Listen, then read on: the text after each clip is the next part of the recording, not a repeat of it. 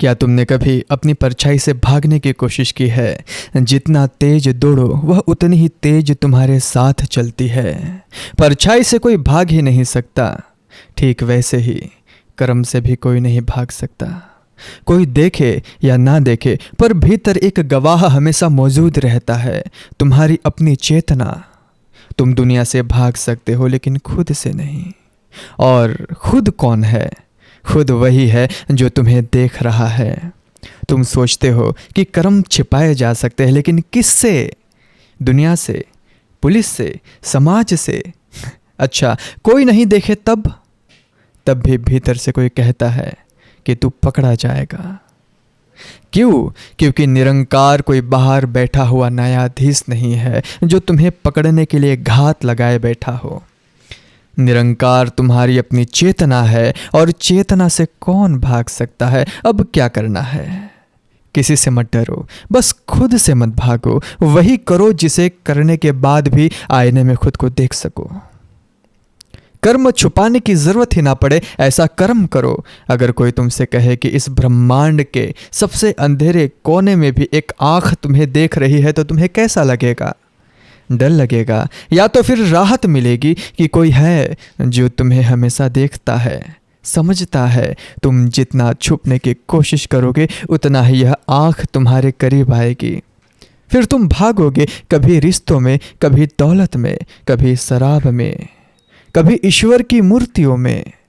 लेकिन फिर भी यह आंख तुम्हारे भीतर झांक रही होगी, और जब यह एहसास गहरा हो जाएगा तो तुम समझोगे यह आंख किसी और की नहीं है, मेरी अपनी आत्मा की है। तुमने देखा है किसी छोटे बच्चे को जो चोरी करके भी माँ के तरफ देखता है कि उसने देख तो नहीं लिया। क्यों देखता है? क्योंकि भीतर कहीं ना कहीं उसे पता है कि चोरी गलत है। तुम चाहे जितने भी तर्क दो, जितने भी बहाने बनाओ, लेकिन सच तो यही है, कर्म से भागा नहीं जा सकता। अब क्या करना है? भागना बंद करो, क्योंकि जिससे तुम भाग रहे हो वह तुम्हारे भीतर है। हर कर्म करने से पहले खुद से पूछो, अगर पूरा संसार इसे देखे तब भी क्या मैं इसे कर पाऊंगा? अगर उत्तर आए हाँ तो निडर रहो, अगर नहीं उत्तर आए तो ठहरो, भीतर झांको और वही करो जो अंत में तुम्हें खुद से भागने पर मजबूर ना करे।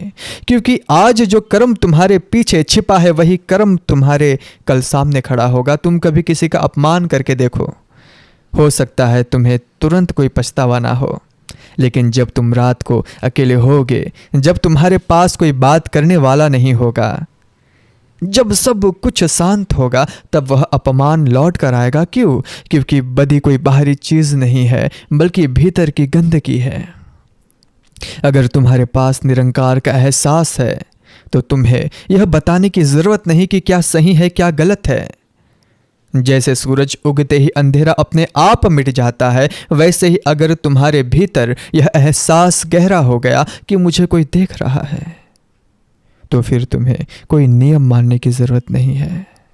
तुम खुद ही सही करोगे, क्योंकि तुम्हें गलत करना असहनीय लगेगा। फिर तुम्हें किसी वेद, किसी शास्त्र, किसी ग्रंथ से प्रमाण लेकर जीवन जीने की जरूरत नहीं पड़ेगी, क्योंकि फिर तुम्हारी आत्मा से आवाज आएगी कि क्या करना है और क्या नहीं करना है। और आत्मा वेद, शास्त्र, ग्रंथ इन सब से ऊपर है। अब क्या करना है? अपने भीतर के गवाह को जगाओ। जब कोई भी कर्म करो तो खुद को एक गवाह की तरह देखो, तब तुम खुद ब खुद बदी से दूर हो जाओगे। तुमने कभी नदी को देखा?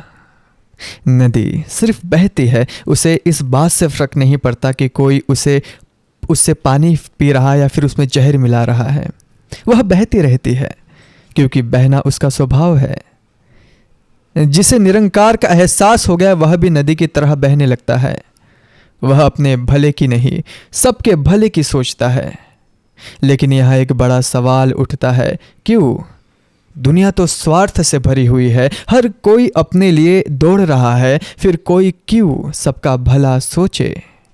क्योंकि जिसे सच में एहसास हो गया उसे समझ आ जाता है, मैं अलग कहाँ हूँ। अगर इस हाथ को चोट लगे तो यह दूसरे हाथ को दोष नहीं देता, यह बस मलहम लगाता है। क्यों?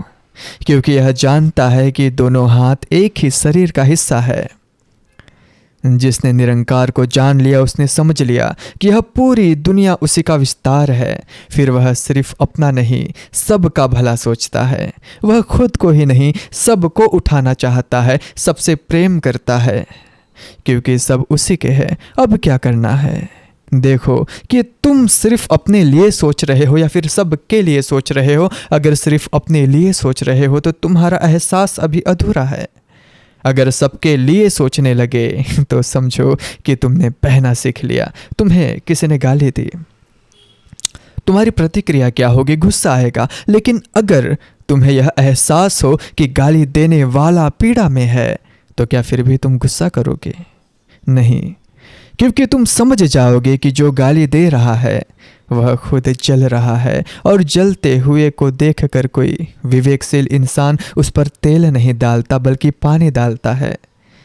विवेकशील व्यक्ति वही है जो हालात में बहता नहीं बल्कि हालात को समझता है। वह उत्तेजना में नहीं आता, वह अपनी हर प्रतिक्रिया को देखने लगता है। और जिसने अपनी प्रतिक्रियाओं को देख लिया उसने जीवन के सारे दुख काट लिए।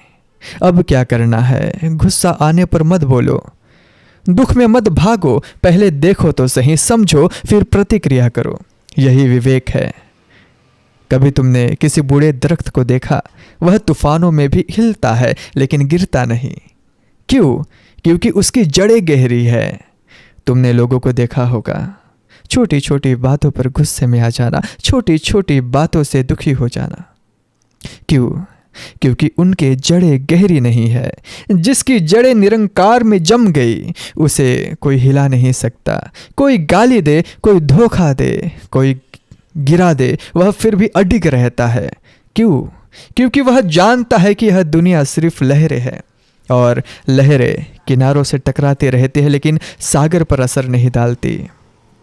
अब क्या करना है? हर छोटी बात पर प्रतिक्रिया मत दो, पहले ठहरो, देखो, फिर जवाब दो। अगर कोई तुम्हें उकसाए और तुम गुस्से में आ जाओ तो समझो कि तुम अभी भी लहरों में उलझे हुए हो। लेकिन अगर कोई तुम्हें उकसाए और तुम भीतर से शांत रहो तो समझो कि तुम सागर बन गए। थोड़ा गौर फरमाइए। मन की मत करो, सुनने में अजीब लगता है ना, है ना? क्योंकि पूरा समाज यही सिखाता है, मन की करो। लेकिन जरा ठहर कर देखो तुम्हारा मन क्या है। यह बस विचारों का झुंड है। एक पल कहता है यह करो, दूसरे ही पल कहता है नहीं वह करो। एक पल कुछ चाहता है तो अगले ही पल कुछ और चाहता है। अगर तुम मन के पीछे भागोगे तो क्या कभी शांति मिलेगी? नहीं मिलेगी, क्योंकि मन पानी के तरह है, उसे किसी भी आकार में ढाला जा सकता है। लेकिन जिसे निरंकार का एहसास हो गया वह मन का गुलाम नहीं रहता। वह जानता है कि मन सिर्फ एक उपकरण है, मालिक नहीं। अगर मन कहे कि यह करो तो वह पहले निरंकार के दृष्टि से देखता है, परखता है क्या यह सही है। अगर सही हो तो करता है और अगर गलत हो तो छोड़ देता है। वह मन का उपयोग करता है लेकिन मन उसे उपयोग नहीं कर सकता। अब क्या करना है? अपनी हर इच्छा को तुरंत पूरा मत करो, पहले देखो क्या यह मेरी असली ज़रूरत है या फिर मन की एक लहर। अगर यह बस एक लहर है तो शांत हो जाओ, देखते रहो, वह लहर अपने आप चली जाएगी। और जिस दिन तुमने यह कर लिया उसी दिन मन तुम्हारा सेवक बन जाएगा, मालिक नहीं। गुरु मत का मतलब क्या समझे अभी आप तक? गुरु मत यानी गुरु की मत। अब सवाल यह है कि गुरु कौन?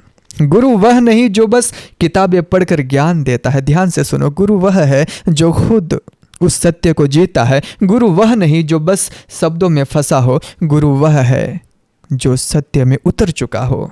अब सवाल उठता है गुरु की मत क्यों माने? क्योंकि गुरु उस राह पर पहले से चल चुका है जिस पर तुम अभी कदम रखने की सोच रहे हो। अगर तुम किसी घने जंगल में खो जाओ और कोई तुम्हें कहे मैं इस जंगल से पहले ही निकल चुका हूं, मेरे पीछे आओ, तो क्या तुम अपनी जिद करोगे या फिर उस पर भरोसा करोगे? जो सच में एहसास में जीता है वह अपनी जिद छोड़कर गुरु की राह पर चलता है, क्योंकि उसे पता है गुरु वही बताएगा जो उसके भले के लिए है। वह जानता है कि गुरु की राह कठिन जरूर हो सकती है लेकिन सही होती है। अब क्या करना है? अपने अहंकार को देखो। क्या तुम अपने मन की ही सुन रहे हो या किसी ऐसे की सुन रहे हो जो तुमसे ज़्यादा जानता है? अगर तुम अपने ही मन की सुन रहे हो तो अभी भी तुम भटके हुए हो, लेकिन अगर तुमने गुरु की राह पर पहला कदम रख दिया है तो समझो कि तुम सही दिशा में हो। अगर तुम्हें पता हो कि कोई कैमरा तुम्हें लगातार देख रहा है तो तुम क्या करोगे? क्या तुम चोरी करोगे? क्या तुम किसी को धोखा दोगे? नहीं। क्यों? क्योंकि तुम जानते हो कि कोई देख रहा है। अब सोचो, अगर तुम्हें यह यकीन हो जाए कि कोई बाहरी कैमरा नहीं बल्कि एक आंतरिक कैमरा तुम्हें देख रहा है तो तुम कैसे जियोगे? निरंकार का भय इसी का नाम है। यह डर नहीं, यह जागरूकता है। अब क्या करना है? हर कर्म करने से पहले एक पल को सोचो तो सही, अगर निरंकार सामने होता तो क्या मैं यही करता? अगर जवाब नहीं है तो मत करो। तुम जब कोई काम करते हो तो क्या सच में तुम कर रहे हो? बहुत गहरी बात है, गहराई में उतरते हैं।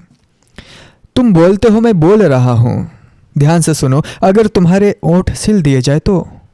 तुम लिखते हो मैं लिख रहा हूं, लेकिन अगर तुम्हारा हाथ बांध दिए जाए तो? तुम कहते हो मैं सोच रहा हूं, लेकिन क्या तुमने कभी गौर किया कि विचार तुम्हारे भीतर खुद ब खुद आते हैं? तुम्हें पूछ कर नहीं आते, बस बहते रहते हैं। तो फिर यह मैं करता हूं कहां से आया? सच्चाई यह है कि तुम कुछ भी नहीं कर रहे हो, सब कुछ हो रहा है।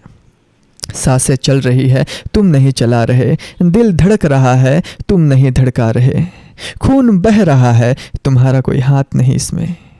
ब्रह्मांड चल रहा है, तुमने कोई योजना नहीं बनाई थी। तुम्हारे अंदर लाखों जीवाणु जन्मते हैं और मर जाते हैं, इसमें भी तुम्हारा कोई नियंत्रण नहीं है। तो फिर तुम कौन हो? तुम सिर्फ एक साक्षी हो। जिस दिन यह समझ आ गई उस दिन से कर्म वही रहेंगे लेकिन करने वाला मिट जाएगा। तब तुम ऐसे कर्म करोगे जैसे नदी बहती है, जैसे सूरज चमकता है, जैसे फूल खिलता है। नदी कहती नहीं कि मैं बह रही हूं, सूरज कहता नहीं मैं चमक रहा हूं, फूल कहता नहीं मैं खिल रहा हूं। यह बस हो रहे हैं।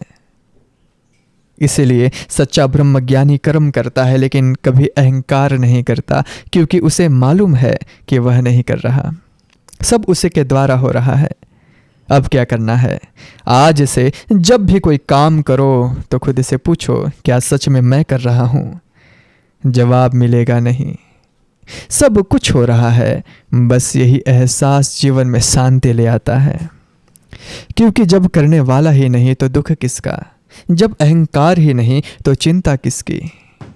अब तुम एकदम हल्के हो जाओगे, एकदम शून्य, एकदम अभाव में। और जब यह हो गया तो समझो जीवन की असली समझ आ गई।